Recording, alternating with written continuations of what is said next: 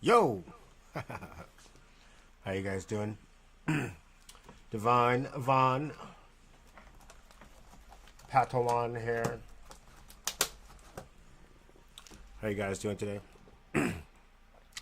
I just thought I'd get on here before I go live and try out, check my settings.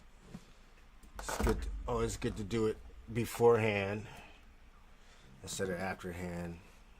There we go. I'll do this right here. Okay, how you guys doing? Okay, I'm not sure. It says that someone's watching. I don't know who this is watching. But if you are watching, why don't you go ahead and leave a chat? Hit the subscribe button while you're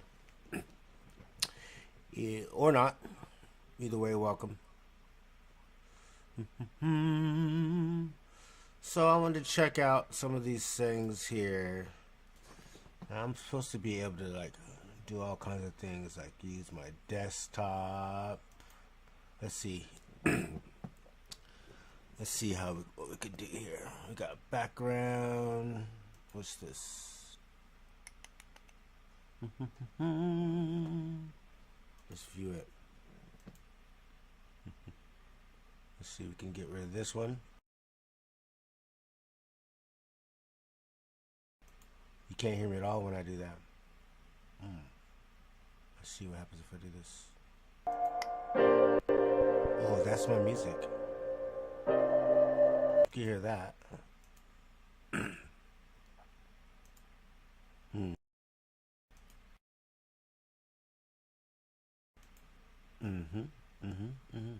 I can do this. Let's see.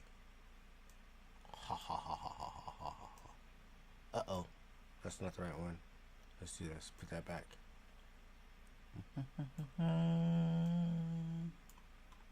Okay. Now let's see if we try it again. Oh, we don't want that. We just want that. Now we should better do this. Yes. Okay.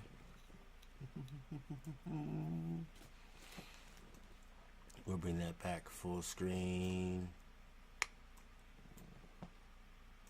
Okay, so if I want to add a scene to this, let's see if I want to move this right here in the corner, right there, like that. Let's minimize it a little bit right there, like that. Let's see if I could add a source. I want to add my desktop.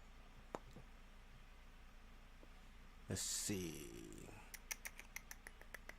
Desktop catcher. Let's do desktop 2.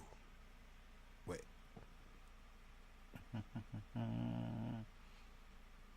Let's do desktop 2. Okay. Desktop 2. Let's put it back here.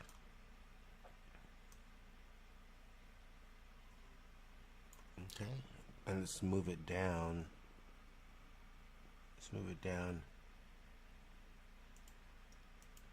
so we can see. There we go. Did they move it up too much? There we go. Let's see if this works. Nope, nope, we don't want to do that. Let's see here. How do I put my desktop? I guess I would open up that browser, click on that, see if we can get in here. Let's go to YouTube. I'm going to drag this window over here so we can see it. Come here, you. Alright.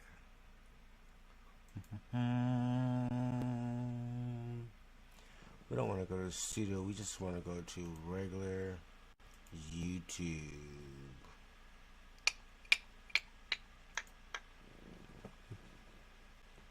Let's see. We lost some viewers. That's okay. We want to go to here. Let's see. I check our notifications. Let's see what we got here.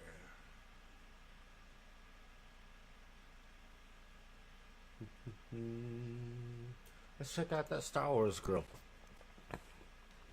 She has some new cosplay.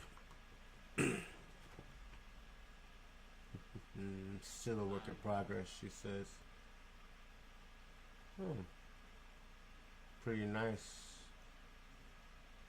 Vampirella. Interesting.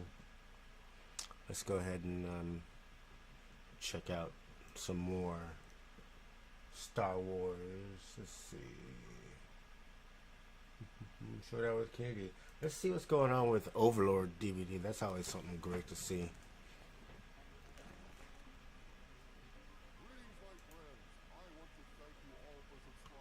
Can you guys hear that? No, you can't.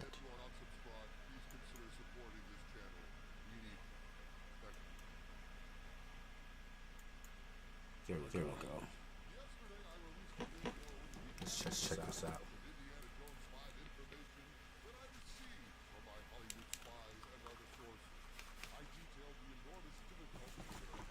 Getting any sound?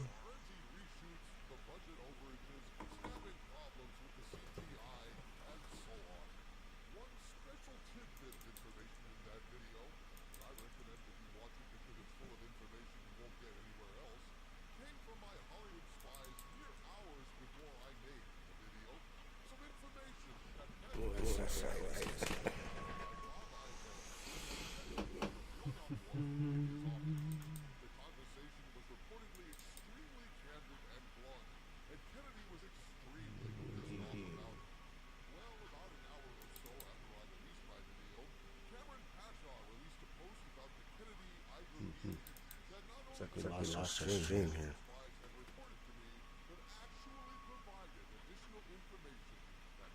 It's okay, we'll get it back. We're doing this.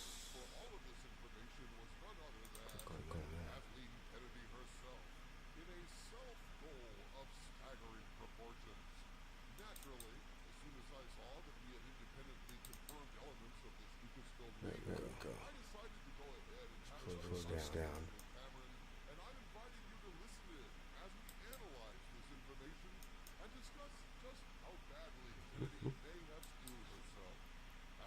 Don't worry, we'll get the sound on for you guys shortly. As we cannot hear anything. Okay. Let's see what we can do to fix that.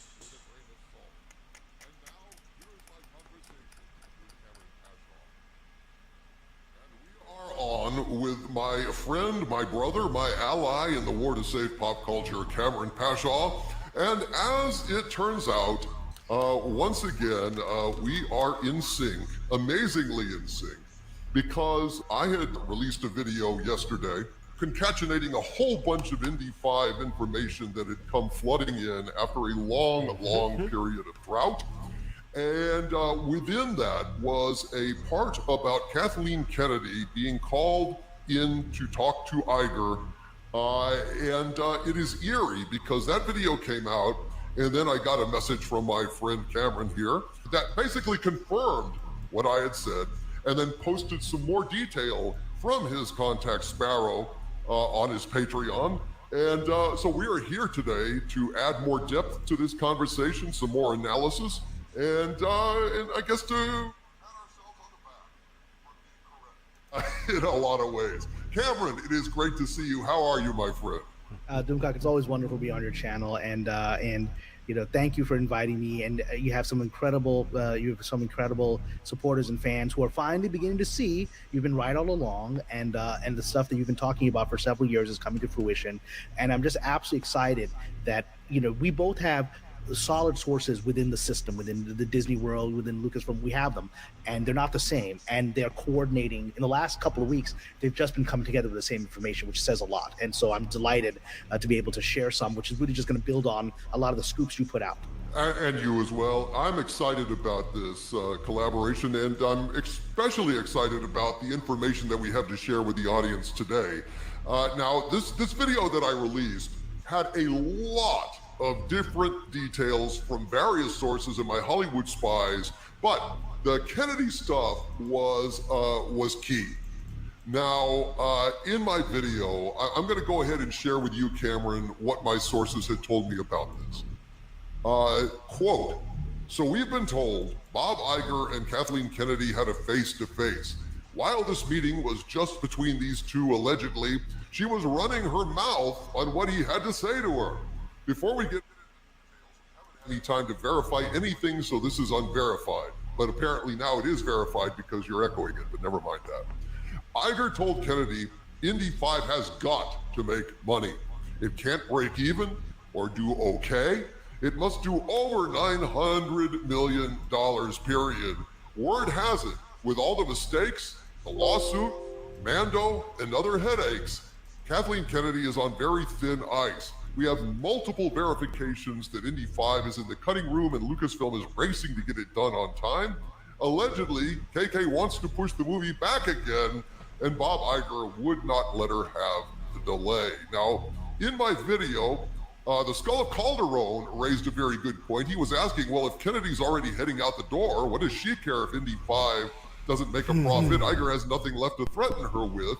And I speculated, well, she cares about her bonus, she cares about her golden parachute, and she's been angling for a production deal that would give her 4 executive producer credits on upcoming films just to keep her name out there, shore up her legacy, and pour more money into her bank account. A lot of detail. I hope people will go watch that video. But more to the point, Cameron, this echoes some of the things that your source, Sparrow, had said. Well, I mean, it doesn't echo it. I mean, it's right hand in glove. Yep. Please tell us some more details, Cameron. Great. So the wonderful thing is your video came out on Monday, almost, I think, maybe within 5 minutes of me putting this down on page, because I didn't even see it, but I put it out on Patreon, and then your video came out, right? And so we know that these are, our sources are independently confirming things, because we can't say one of them heard from the other. You had prepared this video sometime in advance. I heard it, and before your video came out, I put this out, and they completely align. And I'm hopefully able to support some of the speculation that you shared in the video, right? So this is what happened. So the Monday, I'm trying to get work done. I've got scripts. I do have other work to do. I'm trying to get other work done, and suddenly I get this emergency alert from my Sparrow contact, who I've mentioned before. This is a code name that we've given them, and they are somebody within Lucasfilm / Disney that I've met personally. I've confirmed their identity. I've confirmed who they are. I've confirmed their ability to access this level of information, right?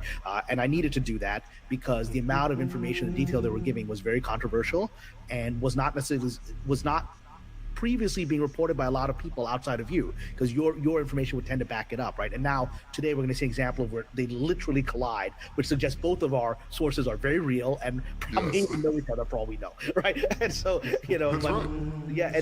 so what happened? So Sparrow got in touch with me to say with emergency alert. I had reported on my Patreon about 10 days ago that a face-to-face meeting with Kathleen Kennedy Iger had been put on the books. That I reported that the day after the lawsuit was announced by Karen McCarthy, the executive producer who claimed she was let go from the Acolyte after just a few days, and then offered $5,000 to get lost, right?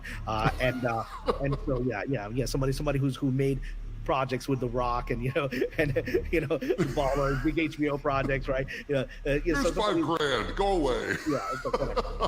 Yeah, it's a top A-list person working at HBO all the time. Yeah, okay. So whatever. But my Sparrow had said right after that Iger has put it, and now so independent of that, because I hadn't, people have been saying, especially some of our colleagues on YouTube, and saying, I haven't heard anything about that. I think Cameron's just making that up. And then completely independent of that, your sources have confirmed that a meeting took place, right? So this was something that Sparrow had been telling me.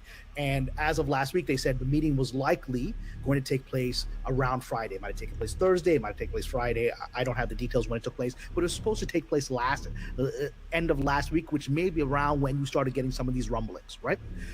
And so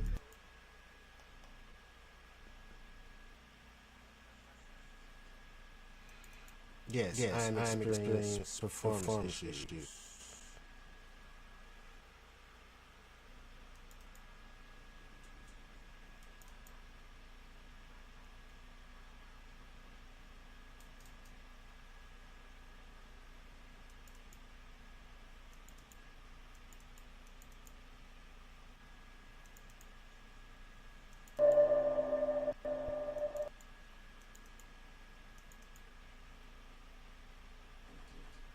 Testing. I'm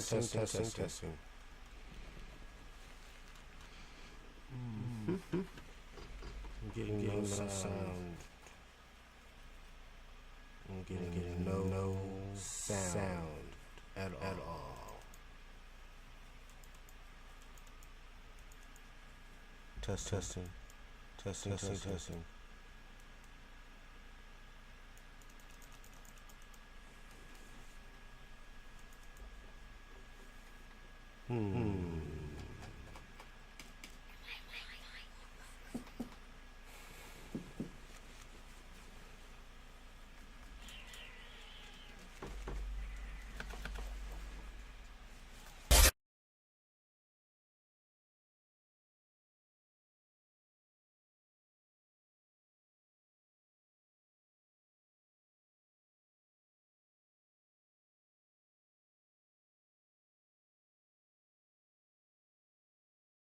Magazine quoted me. They did an article last week on Ms. Alonso's firing, and then because no one was willing to admit she was fired until she officially said it this week that she's threatened to sue. And I had come out and said no, she was obviously fired, and because I was willing to say it publicly, Fortune went with it, and then quoted me as a Disney expert. So I'm sure some of my critics will find that very frustrating.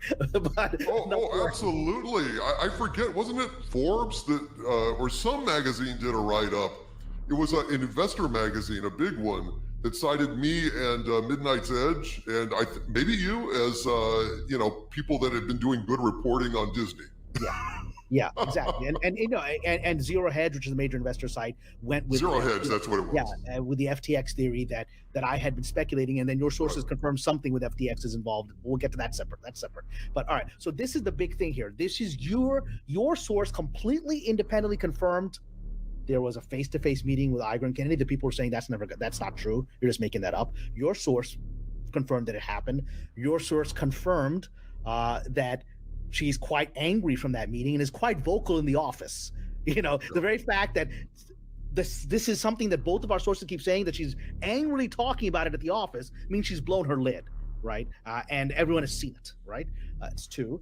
And the third thing now that we have, which confirms your speculation and your logical inference of what kind of leverage he would have. So what? So fix Indiana Jones, or what? Is Sparrow saying that she's been told you will be humiliated and fired like we humiliated and fired Victoria Alonso. And it will be like they did with Ms. Alonso. It will be for cause. With Ms. Alonso, even though they had other reasons to want to get rid of her, the official for cause reason was that she had worked on another project on I believe it was Amazon that put her Argentina 1985 movie that she produced and got an Oscar nomination for. That was a rival studio. She has an under exclusive contract with Disney, and she's working on a project for a rival studio.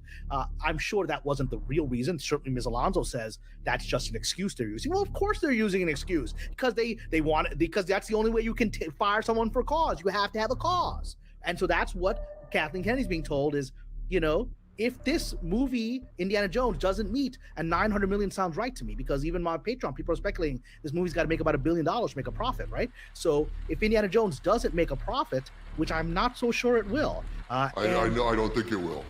Then they're like, well, we have a cause to get rid of you. You failed. You made the most, not only did you fail in all these ways in Lucasfilm, in Star Wars, you have failed our most valuable franchise next to Star Wars. You couldn't make a profit on it when we gave you 2 years to fix it. So we're going to remove you as we remove Victoria Alonso. We will announce the trades that you're being fired, and you're being fired for cause, for failing to do, and it will be quite humiliating. So good luck to you. Try to fix it. I don't think she can. I think it's too late. I do too. And it's fascinating.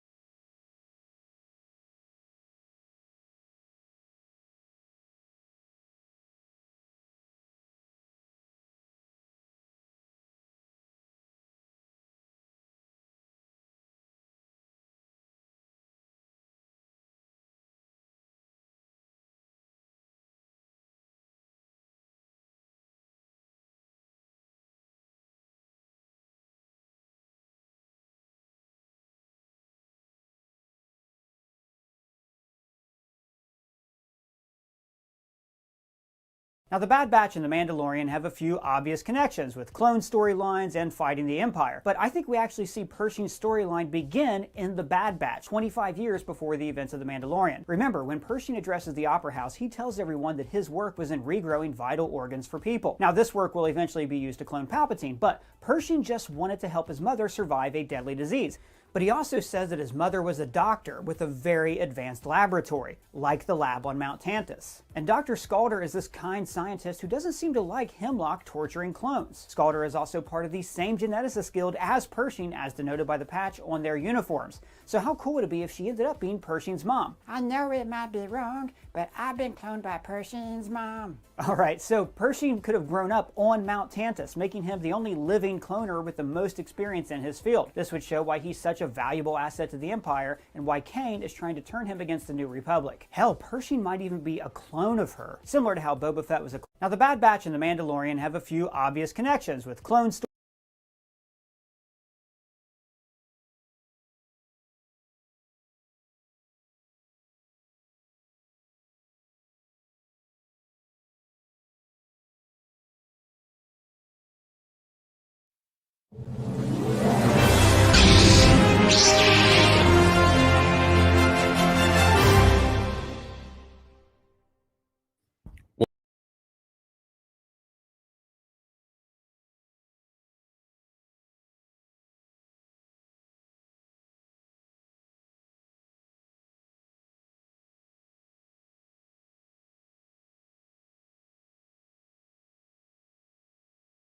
Alright, we made a full Easter egg video about Mandalorian Season 3 Episode 4, and it's filled with Easter eggs, but there's a couple that we fucking missed. So, Eric Voss over at New Rockstars had a couple cool observations about Chapter 4 that I didn't notice, and I didn't even think about because I'm so stupid. In our video, we pointed out that Grogu and Din Djarin have had similar tragic pasts. When they were children, their homes were invaded by forces from the Clone Wars that killed everyone in their family, and then each of them were rescued by a savior. For Din, that savior was Death Watch, and for Grogu, it was a mod frickin' best, Jar Jar Binks himself, reprising his role as Jedi Kelleran Beck from the Star Wars Temple Challenge game show. Now, what I didn't notice is that the way they were rescued was very similar. Din hid away as these doors were opened above him, revealing his savior, just like the elevator doors opened for Grogu, revealing Kelleran Beck. But also, the memories of their tragic past are both triggered by the sparks that the armorer sends flying from her forge. In each of these scenes, Din and Grogu are having armor forged for themselves, and the sparks remind them of the worst day of their lives. Really cool, kind of obvious Easter egg that we fucking missed. God, why do I...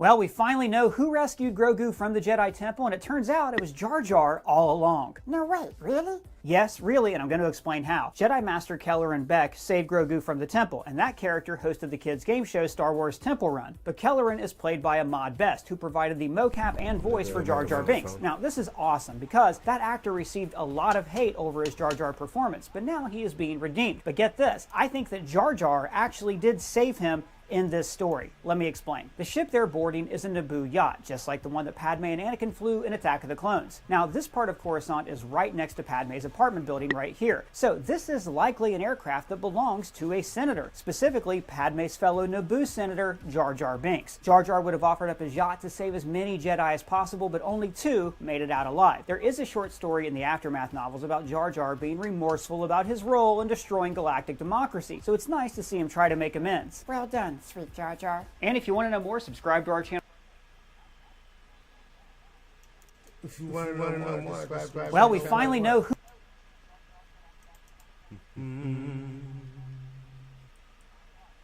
I was trying to find a recap from last week, so you can check it out and talk about it. See if I can find some.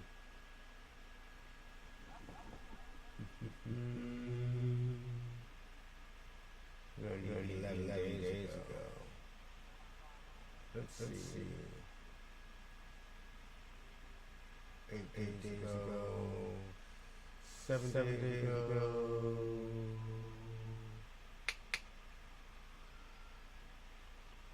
Let's talk about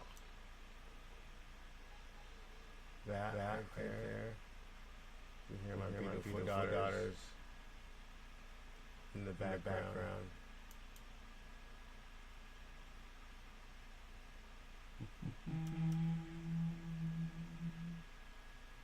There we go. That's what the breakdown from some.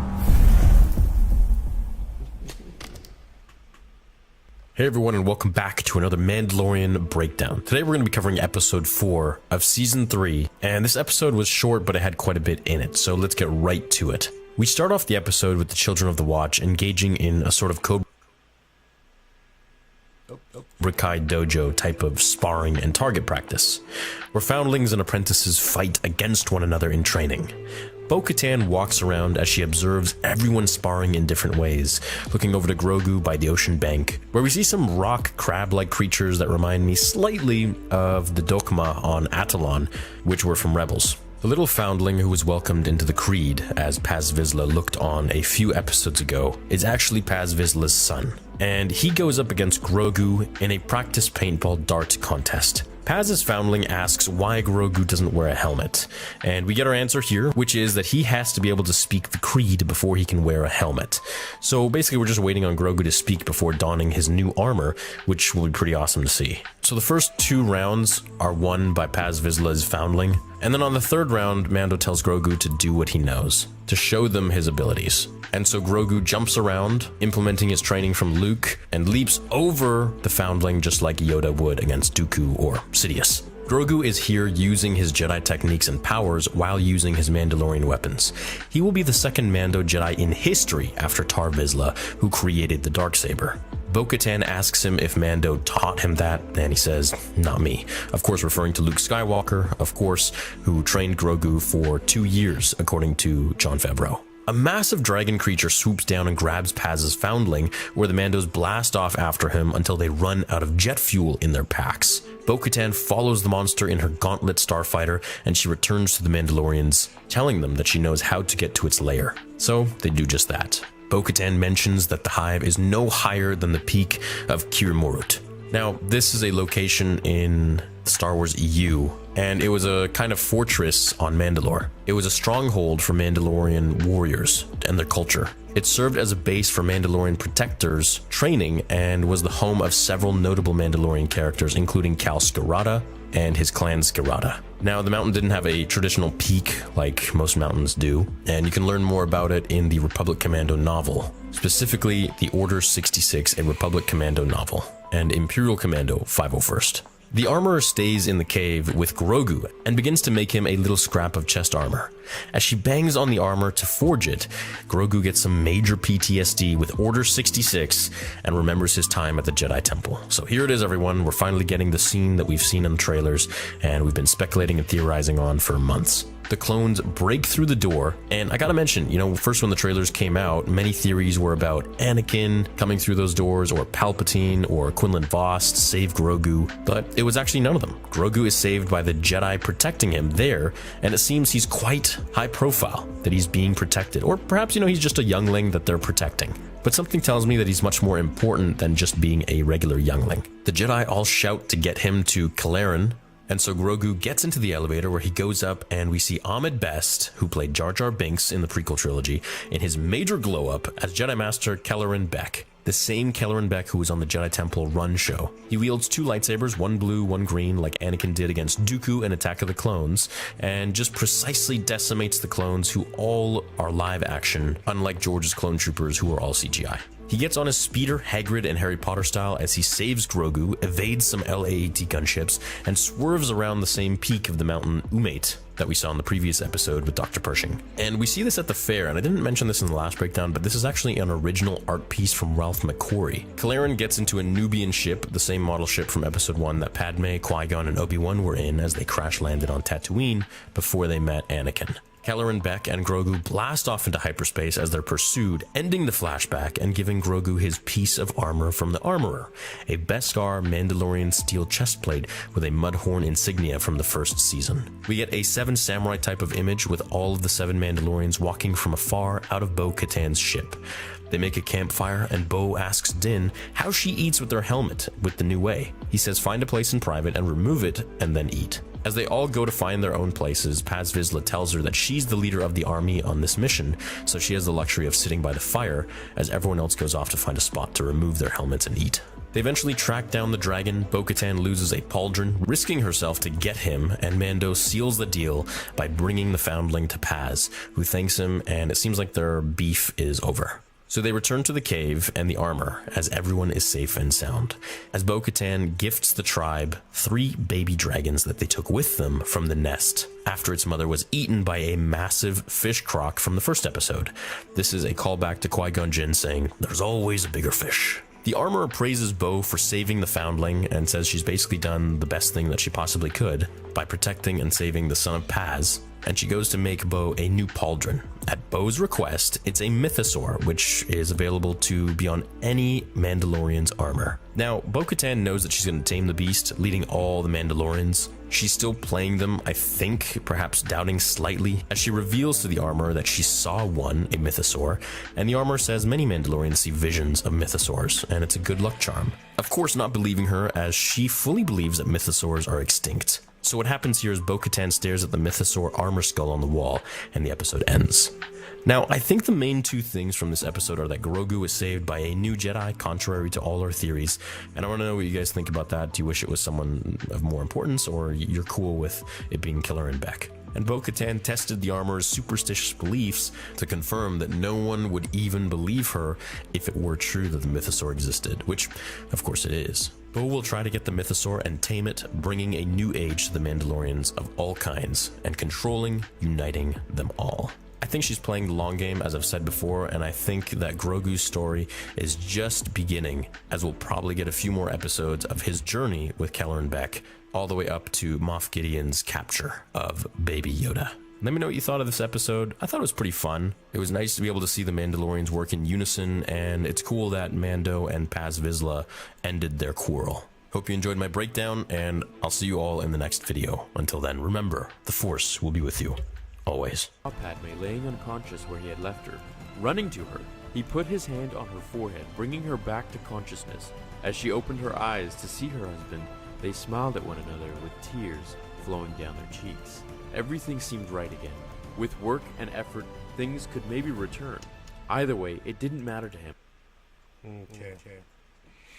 Sorry about that.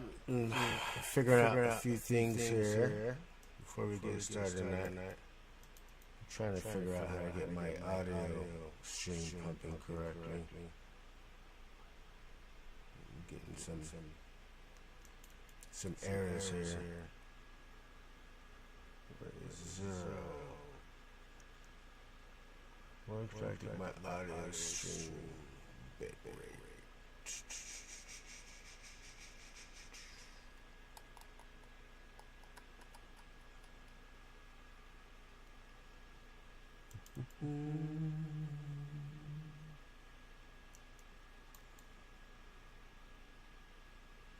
Okay. That's all right. And we will check.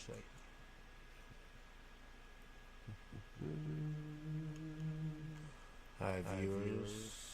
Let's go ahead and switch out of there.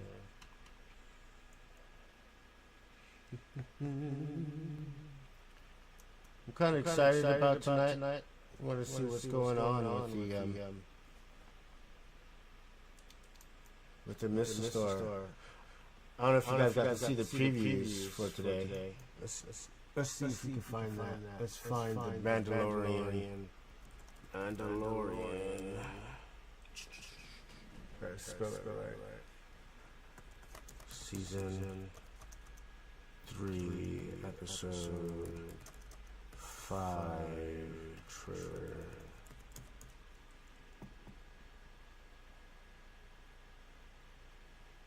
What is it? Season 2, Season 3. Let's see if we can find it. There it is. Let's watch it. Being a Mandalorian is not just learning about how to fight.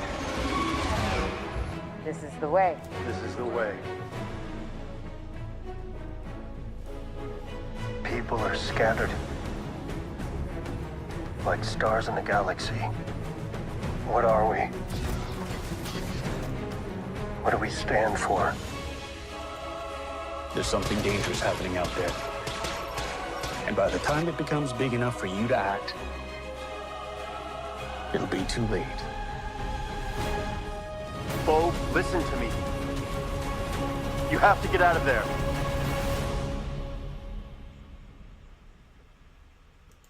Gotta get out of there. Let's do it one more time. Being a Mandalorian's not just learning about how to fight. This is the way. This is the way. People are scattered. Like stars in the galaxy. What are we? What do we stand for? There's something dangerous happening out there. And by the time it becomes big enough for you to act, it'll be too late. Bo, listen to me. You have to get out of there.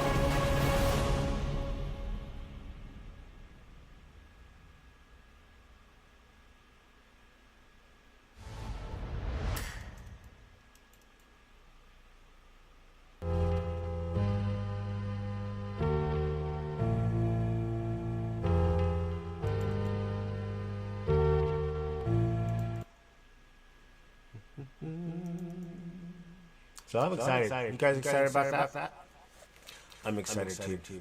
Well, I'm through for today, you guys, and I will see you guys tonight for the live stream. Hope you guys see you guys there. We'll be starting at 11:30, and we'll probably be doing another recap and checking out some other things. And let's get rid of this echo here.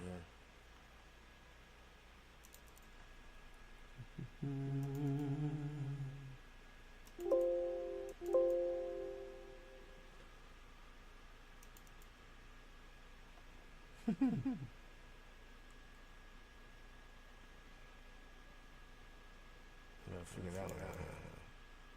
That's there. That's done. There's definitely.